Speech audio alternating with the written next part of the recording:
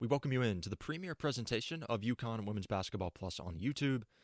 I am your host, Hamilton Neal. Thank you to everybody in this new audience for taking the time to join us. This is a channel dedicated to all things Huskies. Recruiting news, player breakdown and analysis, game recaps, game previews. We're going to have all of that and much, much more on this YouTube channel. Before we get into anything today, make sure to subscribe to the UConn Women's Basketball Plus YouTube channel. Make sure to hit the notification bell when you do that as well. When you hit that notification bell, you're going to be notified whenever we upload a new video, anything relating to this channel, anything that is released. You're going to be notified when you hit that bell. So definitely make sure to do that. That supports the channel. That helps us put out more videos and more great content just like this video here. And today we're talking UConn women's basketball recruiting. Huskies wrapped up their 2023 class back earlier in November. Signed Janet Alalfi, KK Arnold, Ashlyn Shade, Caden Samuels.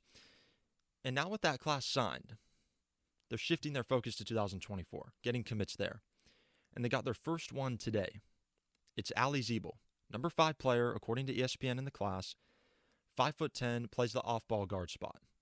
Back in October, when UConn was about to start their season, Allie Ziebell was there for first night. Big hype event to start the year. That was a good sign that she visited the program shortly after getting an offer from the Huskies. Got an offer in August. Then in October again, visited first night.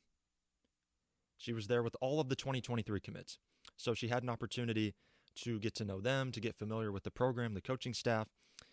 And she never publicly announced a list of finalists. That's the one thing that was different with Allie Ziebell than with other recruits, is that she didn't put a final list out. Sometimes that's how it is. It's just a pop-up commitment. She plays at Neenah High School in Neenah, Wisconsin, plays for Wisconsin Fight Elite on the girls' EYBL. When you look at the scouting report on Allie Ziebell, the first thing that you notice is that she is an elite shooter. Can hit it from midrange, can hit it from 3. Very elite in that department. Also, she can pass the basketball a little bit. Has the ability to find people, has that vision. I think for UConn, that's an added bonus. Whenever a shooting guard, or whenever a wing player, or even forwards, when any of those players have the ability to pass the basketball and find people, that's an added bonus because they're doing everything else that they're doing so well. And if they can pass it a little bit and be more a part of the offensive flow, that's very huge. Because again, UConn on their roster right now with their off guards, they don't have many right now that can pass it or could play point guard part-time. Not saying that Allie Ziebell will be part-time point guard, but if they absolutely needed someone like her to handle the basketball a little bit and pass the basketball, she has the ability to do that. She can drive to the rim. Again, like I said, pull-up jump shot is great. So she really is a true 3-level scorer. And again, with a lot of shooting guards nowadays, it's mid-range and 3-point, especially 3-point.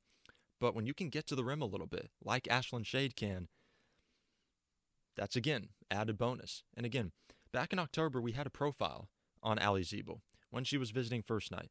And when things were really starting to ramp up here, we talked about she plays similar to that of Ashlyn Shade.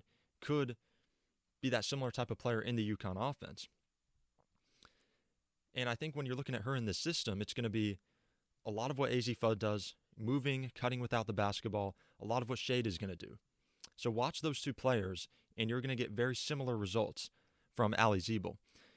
Nike Nationals this summer in Chicago, huge for Allie Ziebell. Per synergy, she was the most efficient scorer in the EYBL. 1.13 points per possession.